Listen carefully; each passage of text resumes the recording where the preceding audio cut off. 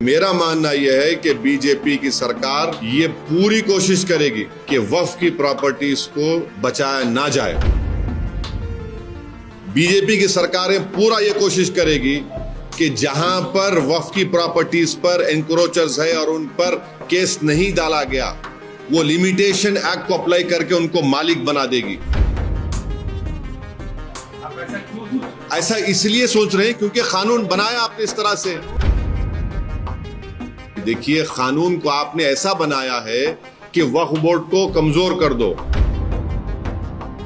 Trust की property वक्फ नहीं हो सकती। पार्लियामेंट में, लोकसभा में उसी दिन लाया गया।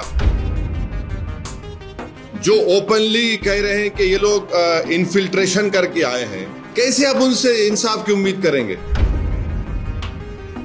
देश के प्रधानमंत्री ने बोरी मुसलमानों का इस्तेमाल किया। बोरी के दुकान पे दौलतमंद की फातिहा हो चुकी है।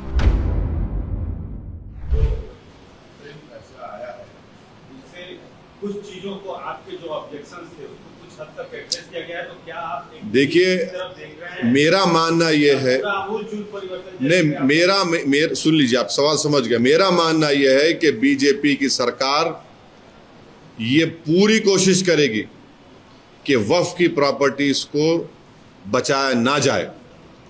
बीजेपी की सरकार ये पूरी कोशिश करेगी कि वक्फ की इनकम में इजाफा ना हो। बीजेपी की सरकारें पूरा ये कोशिश करेगी कि जहां पर वक्फ की प्रॉपर्टीज पर एनक्रोचर्स है और उन पर केस नहीं डाला गया, वो लिमिटेशन एक्ट को अप्लाई करके उनको मालिक बना देगी। आप ऐसा क्यों सोच रहे हैं? ऐसा इसलिए सोच रहे हैं क्योंकि कानून बनाया आपने इस तरह से। हम इस अरे कानून, भाई देखिए, कानून को आपने ऐसा बनाया है कि वक्फ बोर्ड को कमजोर कर दो। आपने कानून ऐसा बनाया है, मैं आज भी ऑन रिकॉर्ड कह रहा हूं, शेड्यूल्ड ट्राइब्स के में वक्फ की प्रॉपर्टी नहीं हो सकती और ट्रस्ट की प्रॉपर्टी वक्फ नहीं हो सकती। पार्लियामेंट में, लोकसभा में उसी दिन लाया गया। मैं फिर से अपना चार्ज बीजेपी पे लगा रहा हूं कि भारत के प्रधानमंत्री ने शिया बोरी, दाऊदी बोरी मुसलमानों को इस्तेमाल करके भारत के सबसे दौलतमंद आदमी को, जिसने खोजा वक्फ के ऊपर, यतीम खाने के ऊपर अपना आलीशान बिल्डिंग बनाई, उसको रिवार्ड करने के लिए देश के प्रधानमंत्री ने बोरी मुसलमानों का इस्तेमाल किया। हम हैदराबाद में क्या बोलते हैं उसको, कि मामू की दुकान पे नाना की फातिहा, बोरी के दुकान पे दौलतमंद की फातिहा हो चुकी है। ये हुआ है। इसीलिए मेरे जो एप्रीहेंशंस हैं वो वेल फाउंडेड है। सुप्रीम कोर्ट ने आज जो भी किया वो हम रिस्पेक्ट करते हैं, मगर ये जो होगा ना, इलेक्शन नहीं होगा वक्फ बोर्ड का। पहले इलेक्शन होता था किसका? मुतवल्ली कैटेगरी का, एमएलए कैटेगरी का, एमपी कैटेगरी का, और जो जुडिशियल साइड में जो होते थे। अब इलेक्शन नहीं होगा, नॉमिनेट होगा। नॉमिनेट किसको करेंगे?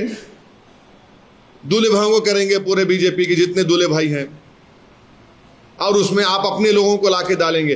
कैसे आप उम्मीद करेंगे? आप कैसे उनसे एक्सपेक्ट करेंगे जो बुलडोजर से घरों को तोड़ रहे हैं, जो ओपनली कह रहे हैं कि ये लोग इन्फिल्ट्रेशन करके आए हैं? कैसे आप उनसे इंसाफ की उम्मीद करेंगे? सर, अब कानूनी लड़ाई में आप भी शामिल हैं। मैं पार्टी था उसमें। हाँ, तो अब आगे आप अभी भी पार्टी हूं। हाँ, आगे आपका क्या है? हम उम्मीद करते हैं कि ऑनरेबल सुप्रीम कोर्ट, ये अब तो इंटरिम ऑर्डर है, हमारा केस है, इस पूरे एक्ट का एक फाइनल डिसीजन ले।